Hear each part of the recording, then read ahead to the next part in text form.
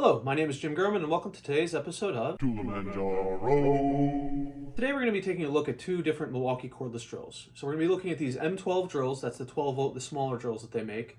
On my right here we have the cheapest drill that they make. It's about $50 for the bare tool without any batteries. It's an older style drill. It uses a brushed motor and it has a 3/8 inch chuck. On my left here we have a much newer tool. It's a fuel brushless motor.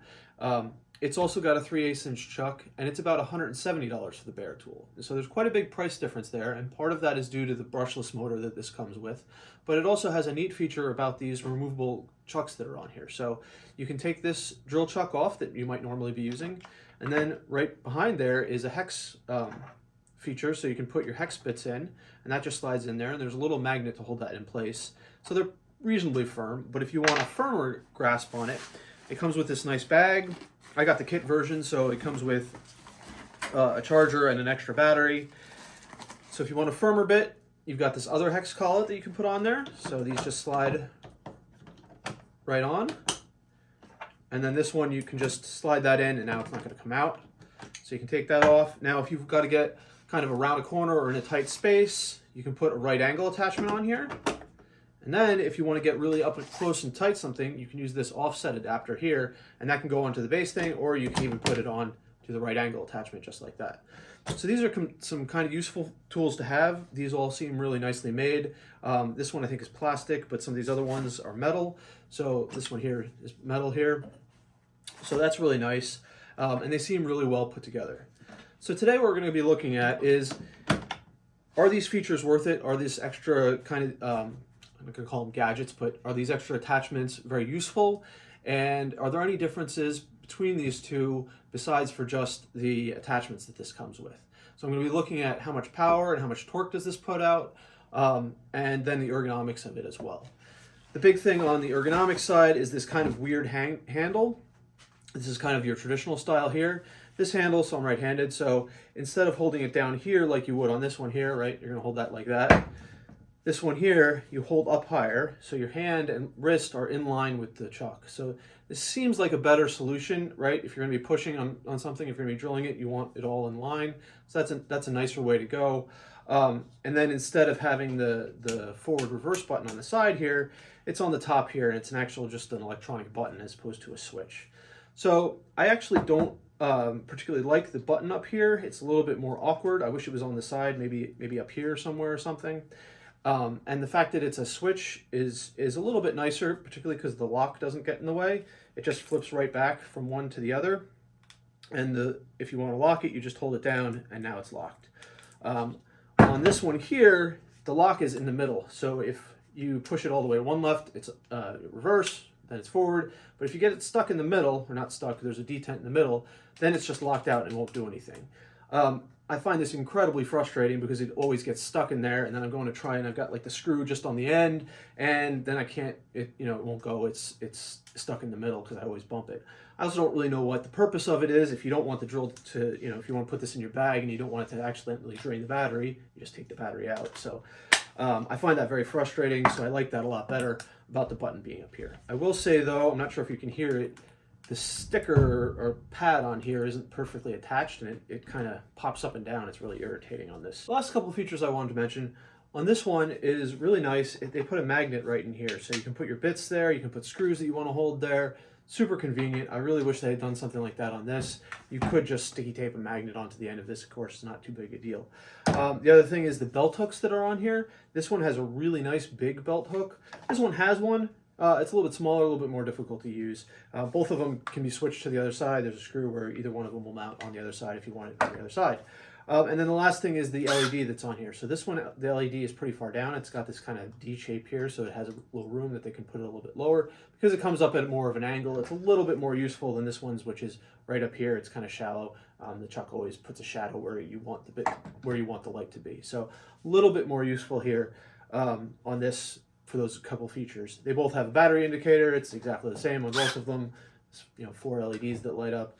That's something I really wish the M12 system had done a little bit differently. I wish they'd put it on the battery. That's a little bit more convenient, but not a big deal. Okay, so here what you can see, I've got this kind of contraption set up, and this is to measure the torque output of the two drills. So basically all it is a little bit of a scale right here. It's a load cell, and that's set up to a computer here, which will read the max amount of torque that either one of these are going to put out. So I put this on here, and then when I squeeze the trigger, it'll tell what the max torque that this puts out is. I'm going to do this a couple times just in case there's a little bit of variability here. So let's see how we go.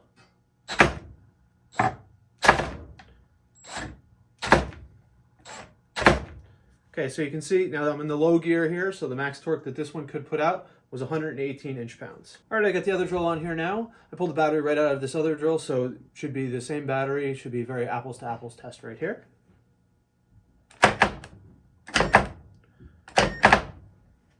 Okay, so we got 88 inch-pounds there. So that's about 80–90% of the other drill here. So the brushed motor on this drill is a little bit less efficient. It's going to put it out a little bit less torque. Seems like they're geared very similarly between the two of them. So not a surprising result. So you might say that's a synthetic test, doesn't really matter in the real world. So I've got a different test here that is a real world application that we can see kind of exactly the difference between the two of them. So we've got a set of different spade bits here, and we're going to step up through them to see at what point can you kind of stop being able to use a 12-volt drill like this with one of these spade bits here. So we're going to start at, let's say, 5/8 here. I know it'll be able to work with some of these. This is kind of the area where it starts to kind of fall apart. So let's get this going here. So we'll do it with the 5/8. Now I'm going to do this all in the 2 setting here, the faster setting. It's a fresh battery. It's a 2 amp hour battery. You can see it's got all 4 lights going on. So let's see how well it can do with that. Get some safety glasses. Okay, that's 5/8. We're there. 1/16. Take it starts a little bit. Go 3/4. So this one has that a little bit more. 13/16. 10 quarters. 7/8. We'll do 15/16 here though.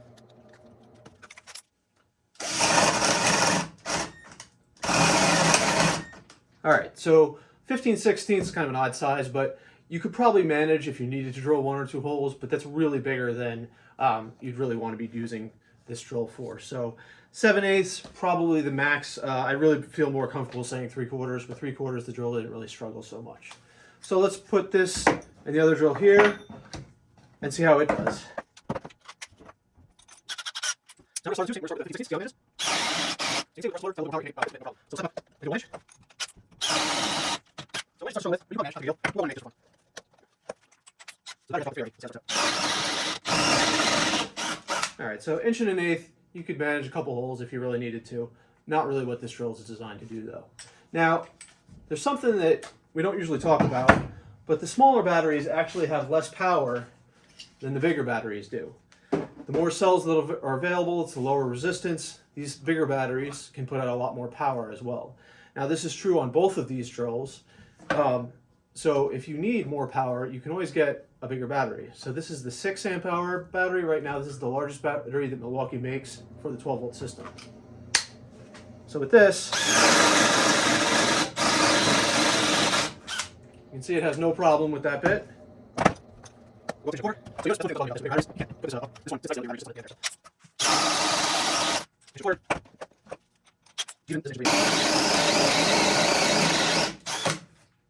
so no problem. So you can get a much bigger spade bit. That's really a bigger bit than I would have expected this drill to be able to handle at all, just by putting a bigger battery on. So of course these 6 amp hour batteries are quite expensive. I think they're about 80 bucks a piece. But sometimes you can get a deal on them if you buy them with a separate tool. All right, now it's time for the battery runtime test. So I've got a 1/2 inch drill bit here. I'm going to go down to about here on the drill bit, do a series of holes, see how many I can do with this drill, and then switch the other drill, get the same battery recharged, and try again.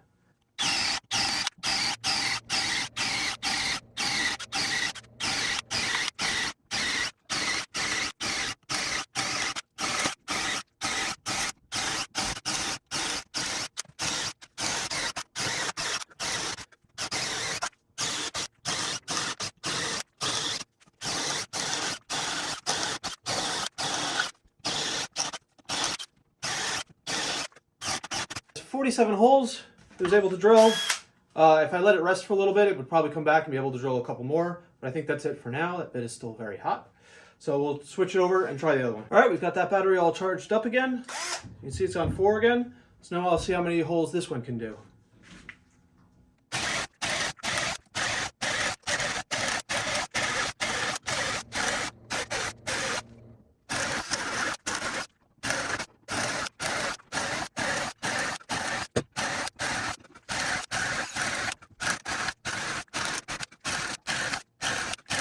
Okay, so this drill was able to drill 36 holes. I think it's actually overheated, but the battery's pretty much dead anyway, so that should be it for this one. The other one chugged through the test, no problems. It did get quite warm. This one I did notice, however, it started to smoke a little bit. You might have seen me taking a look at it. So hopefully that's just some dust that's on here in the brushes that are, was getting a little hot and was starting to smoke a little bit. Like I said, I've had this for quite a number of years. It's had quite a rough life, so should be okay though. All right, so between the torque and the runtimes, yeah, the brushless one's a little bit better, probably maybe 20% better, both in output power and in runtime. That's a reason why everybody seems to be going to the brushless motors. They're a little more expensive, but there are some benefits there. So that being said, what about these special chucks that these offer? So the offset chuck, being able to get in there, that's super convenient. There's going to be that 1 or 2 times a year where you just need to get a screw or drill a hole right up against something. Very convenient. Same thing with the right angle one. Every once in a while you got to be able to get in there, and this can be super handy.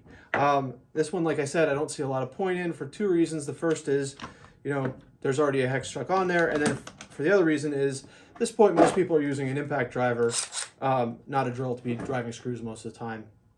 So I don't know why, it could be handy to be able to switch, but I think you're probably just going to end up losing this anyway. So that's the other thing, is these are kind of unusual accessories that might come in handy once in a while, but you got to find them when you need them. So, and then the other thing is, this one here, you can just buy for $20 one of these little right angle offsets. It just has a hex on it, and then it spins. Very easy. You can put it in here, and it's very close to the edge, so it kind of combines both of these. 20 bucks works great for the couple times a year that you're going to need it. So that gets us to the conclusion here. Which one would I spend my money on? Obviously, I've spent my money on both of these, but which one is the better value? I really think it's this one here.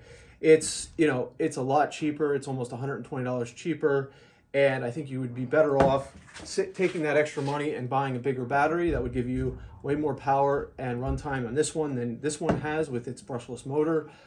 Plus, you could use these in some of the other tools that you have, so I think that would be a lot more beneficial. I would save my money and get this and either the bigger battery or another tool you might need. The benefits of this one, the kind of goofy design of it, even though it seems like this should be a better design, really, I've always found this to work quite well. And even doing all those tests, it didn't really bother me having it offset. You can always put your hand back here, which you saw me do, just as easily. So at the end of the day, I would save your money, get the cheaper one, and stay away from this one here, unless you have the extra money and you feel like you might need these all the time.